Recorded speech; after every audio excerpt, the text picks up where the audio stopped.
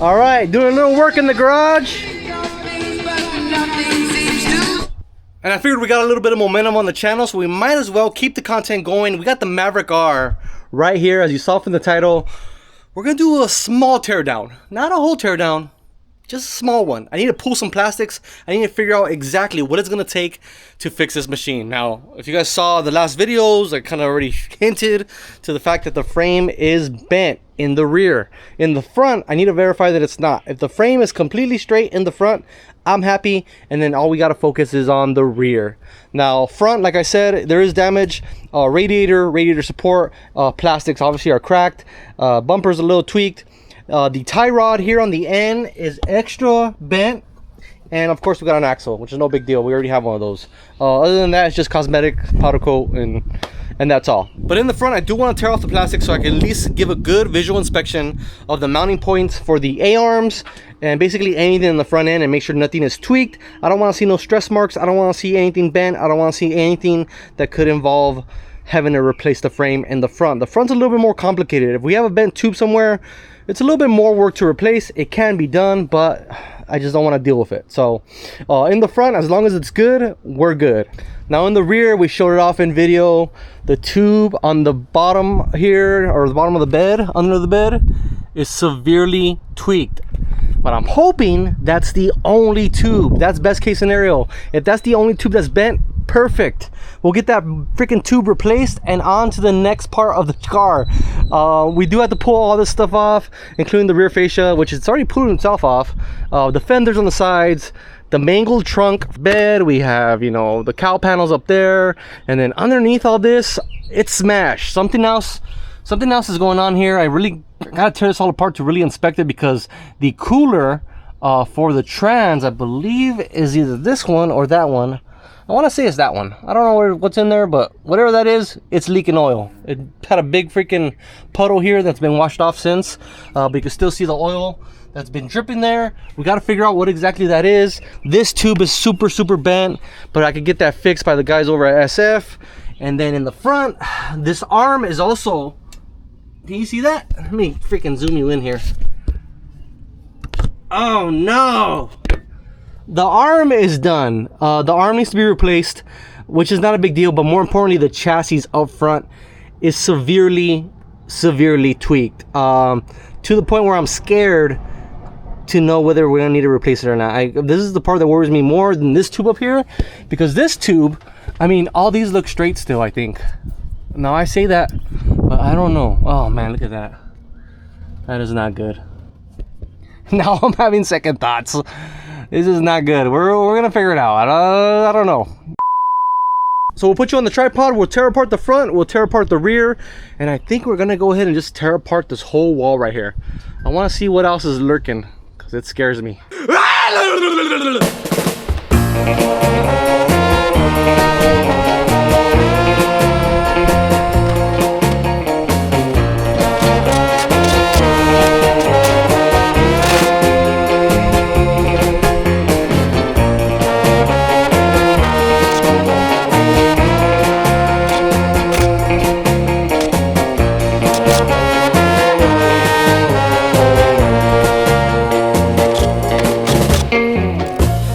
Alright, from here you can see how bad the radiator is. Very much smashed. I'm very surprised this bumper didn't take more damage. I mean, it kind of landed on here and not here. This got destroyed because of the whip tab, kind of just ripped it. But the bumper seems to be okay. I mean, sort of. It is a little tweak, but I thought it would have took more damage. Mainly it's this guy, the plastic here, and then you can see this radiator support is really destroyed. So I just need to take this off, verify everything behind it looks perfectly straight, and then I'm not worried about the front end. We'll have to focus on the rear. I count the days since you been gone. Somehow, someway, life goes on. So far, so good. I don't think there's any damage to the front of the chassis. Like, this is all kind of like sheet metal here. Well, not sheet metal, I guess it's plate steel. I mean, it's sheet metal. It's super thin. I don't know what you call this. You fab guys would know more than I do. But this is really thin, and you would think with the radiator shoving in right here, it would have pushed it in. And honestly, it doesn't look to be deformed. It's even on both sides. The shape of it looks correct. I don't see any reason to believe that there's anything bent here. Now with that said, it did land on the wheels. Like it landed on there, but it also landed on the wheels. That's why the tie rod bent initially on the first hit. So I do have to check that, because these are stronger arms, it didn't shove the chassis rearward down where the mounting points are at. I'm not so much worried about the top here. I'm more worried about the bottom, because it is stronger, and I would say these would have flexed more, and I don't know. So there's stuff I gotta measure still. So I'm gonna clean this all up. I do need a whole new radiator assembly with wiring harness, with fans. Some guys I've seen selling these because they do like race car setups, so hopefully I can find that for cheap. And then here there's a plastic that goes, I believe it's also part of the radiator. There's a shroud that goes down there, and that's not even anything to worry about. This all seems good. Like I could even probably reuse this bumper if I didn't care about this being destroyed right here. Even this whole support here, the lower support, which is basically the OEM bumper, all that seems to be good too. I don't see no tweaks, no bends, no stress marks, no nothing. Really lucky to say that. Okay, so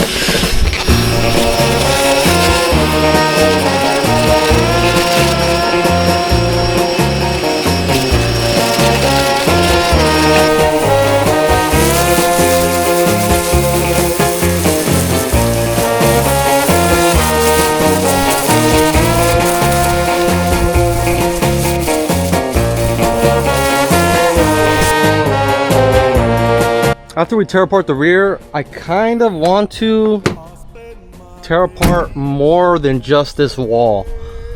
I want to pull out the seat, tear out the wall, but I also want to tear off these plastics here, because I want to make sure that this tube, or I think it's like a square tube, I guess you could say, it runs along this whole B-pillar down this way, right? I want to make sure it's not bent, because I did notice the doors are extremely close to the panel here, which before they were, I'm assuming they were sitting a little bit higher.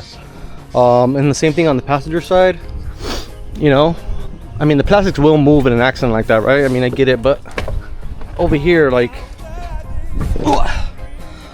this is just the wrap, right? And the door's fine, but like this got shoved into the door, and I'm not sure if this is messed up or if this whole section here is pushed forward. Let's tear off these fenders first, or actually the bed, and then these fenders on both sides, and give that an inspection, and then we'll finish off with the wall in the center.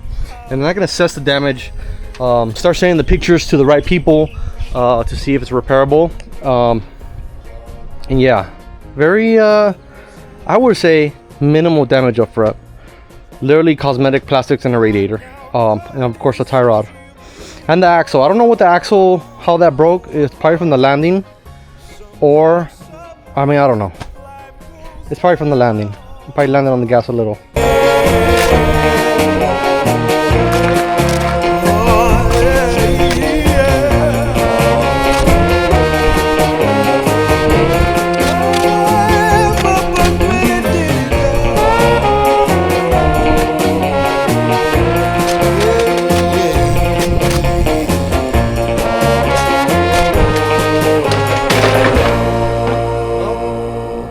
Bed.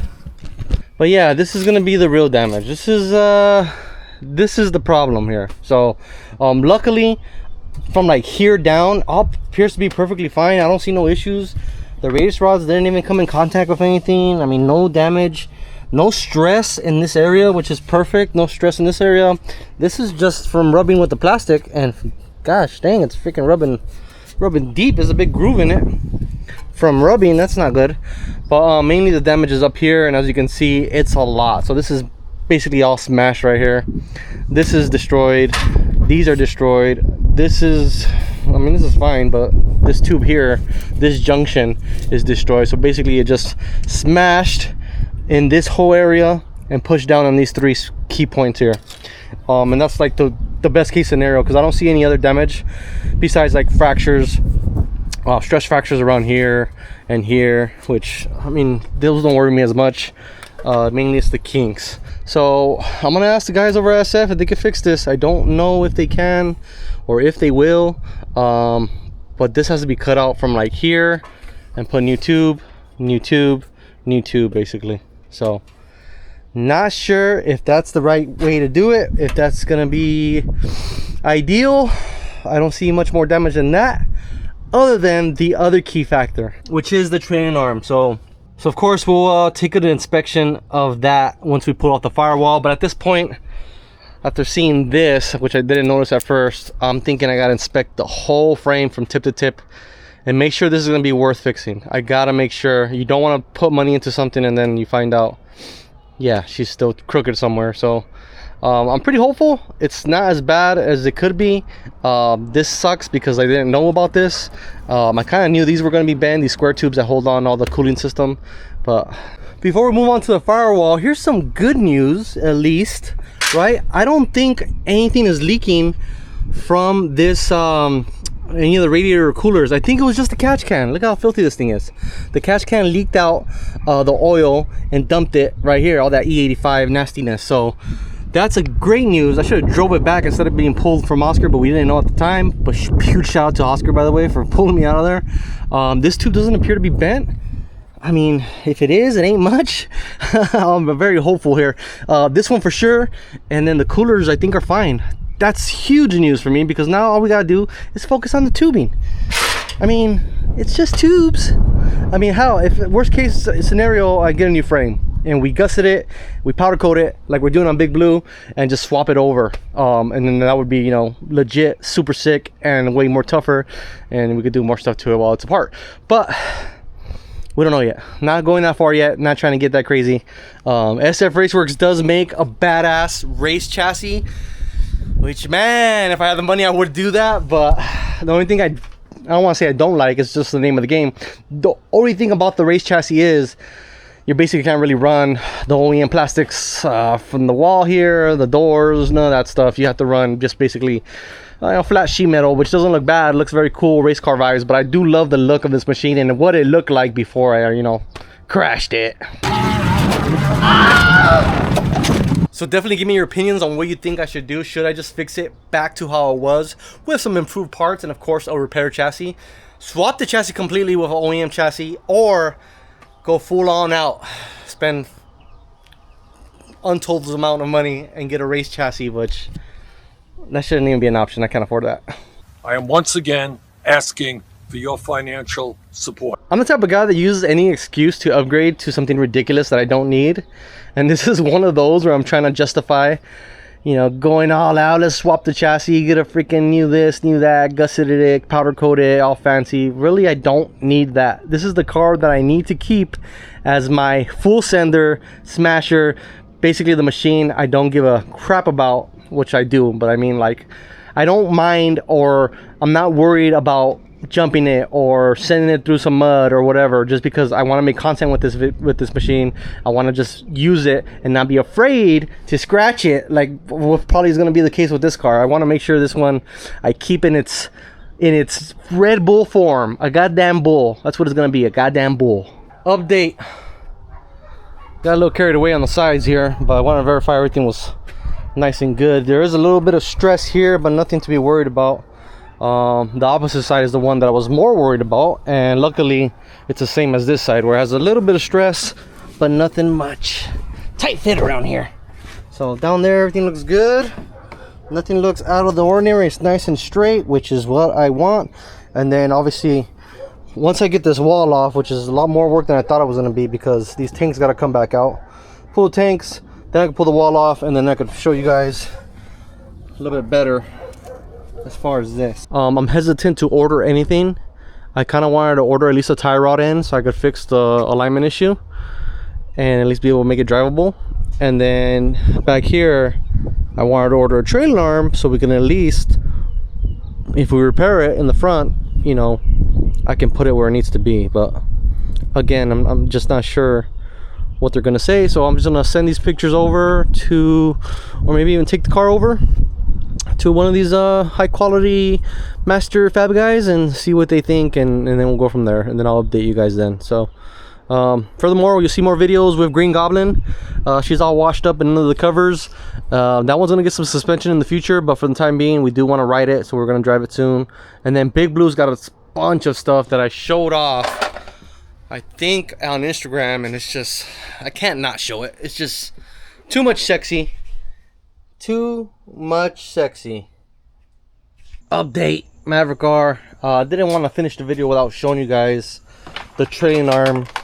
God damn it, the trailing arm tab. And here she is in all her glory. You can see it very clearly what exactly happened. You can see the angle of the bolt and how it's twisted. So it should be like this, and the bolt straight, you know, crossed like this.